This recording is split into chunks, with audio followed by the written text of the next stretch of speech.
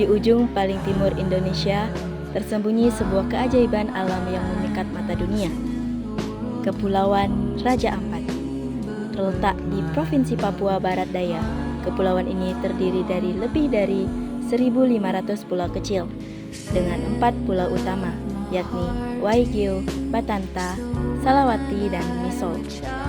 Dari udara, gugusan pulau-pulaunya tampak seperti samrut hijau yang terapung di atas lautan biru kristal.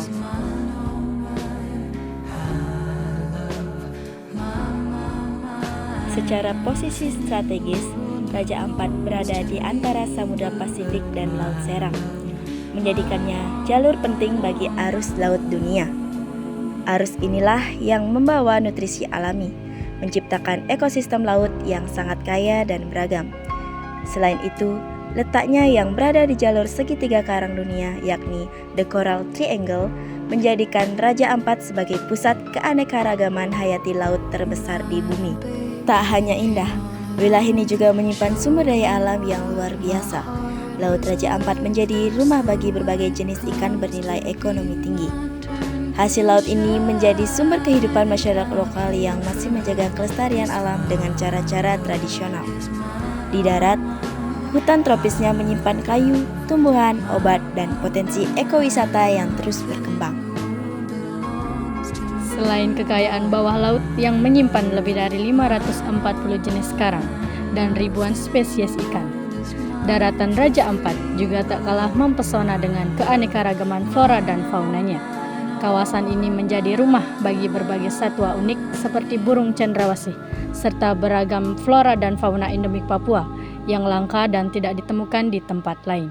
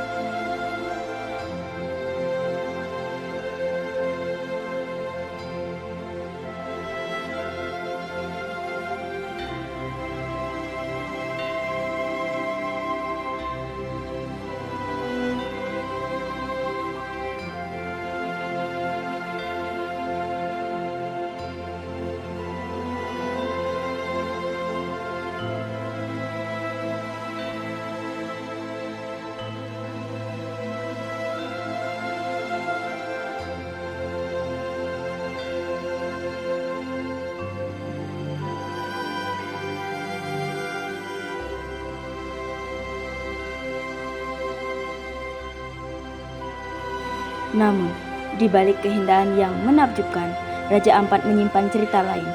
Cerita tentang surga yang mulai terluka. Tempat yang dulu hanya dikenal karena air lautnya yang jernih dan karangnya yang berwarna-warni, kini harus menghadapi tantangan besar dari waktu ke waktu.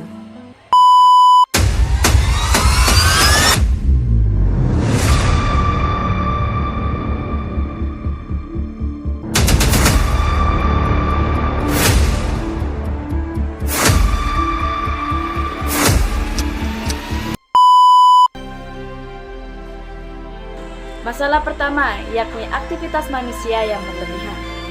Pertumbuhan pariwisata yang tak terkendali dapat berdampak bagi keseimbangan lingkungan, seperti adanya sampah plastik, polusi udara dari kapal laut, dan juga rusaknya terumbu karang akibat aktivitas penyelam yang tak bertanggung jawab. Tak berhenti di situ, penangkapan ikan ilegal masih menjadi ancaman nyata. Penggunaan bahan peledak dan racun untuk menangkap ikan telah menghancurkan area karang yang luas. Padahal, karang-karang itulah jantung kehidupan laut, tempat ribuan spesies mencari makan dan berkembang biak. Sekali rusak, butuh puluhan tahun untuk pulih kembali. Kini muncul pula bayangan baru, penambangan nikel di sekitar kawasan Raja Ampat.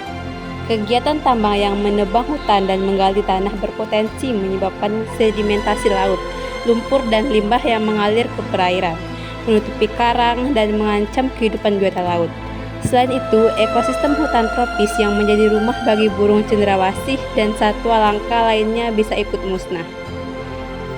Masalah lain datang juga dari perubahan iklim global. Suhu laut yang meningkat menyebabkan pemutihan karang dan gangguan rantai makanan di laut. Di beberapa wilayah, masyarakat pesisir mulai kesulitan mencari ikan, bahkan kehilangan sumber daya mereka. Setelah menyaksikan lukisan keindahan yang beralih terancam, kini kita berputar arah di Raja Ampat. Cerita tidak berakhir pada kerusakan. Justru di tengah persimpangan inilah semangat pelestarian bangkit, dipimpin oleh mereka yang paling mencintai tanah dan laut ini. Harapan itu datang bukan dari janji kosong, melainkan dari aksi nyata. SLA. Ini adalah kebijakan konservasi berbasis sains, di mana area terumbu karang yang kritis dilindungi sepenuhnya. Penangkapan ikan, turis, dan segala aktivitas dilarang. Apa hasilnya? Jadi, ikan-ikan kembali memijah, karang-karang pulih dengan cepat, dan limpahan ikan dari SLA menyebar ke wilayah tangkapan nelayan. Ini membuktikan dan memberi jeda pada alam adalah investasi terbaik. Kami punya aturan sendiri, namanya SASI. Sebelum ada aturan pemerintah, nenek moyang kami sudah menjaga laut. Ada waktu di mana laut diistirahatkan, tidak boleh diambil isinya. Anak cucu kami wajib tahu, karang itu rumah kita, bukan hanya makanan kita. Kami aktif di program ekowisata berbasis masyarakat, memastikan wisatawan tahu kita datang sebagai tamu yang menghormati, bukan sebagai pemilik. Edukasilah kunci kami mendampingi para masyarakat untuk mengembangkan mata pencarian alternatif seperti budidaya rumput laut dan homestay ramah lingkungan. Di sisi lain, kapal-kapal patroli terus bergerak. Melawan penangkapan ikan ilegal adalah peran yang tidak pernah usai. Akan tetapi, dengan teknologi pengawasan dan dukungan hukum yang kuat, kami menunjukkan bahwa kawasan konservasi tidak bisa diganggu-gugat. Raja Ampat adalah mercusuar. Ia mengajarkan kita bahwa perubahan positif dimulai dari komitmen. Ketika masyarakat adat, ilmuwan, pemerintah, dan wisatawan bergerak sebagai satu kesatuan, surga tidak hanya terselamatkan, tetapi justru menjadi semakin tangguh. Mari jadikan keindahan ini sebagai cermin tanggung jawab kita semua. Kita tidak perlu menjadi superhero, namun kita hanya perlu menjadi wisatawan yang bijak, konsumen yang sadar, dan juga warga negara yang peduli. Warisan ini akan menjadi warisan untuk masa yang akan datang. Harapan dari Nusantara ini akan menjadi harapan untuk kita semua.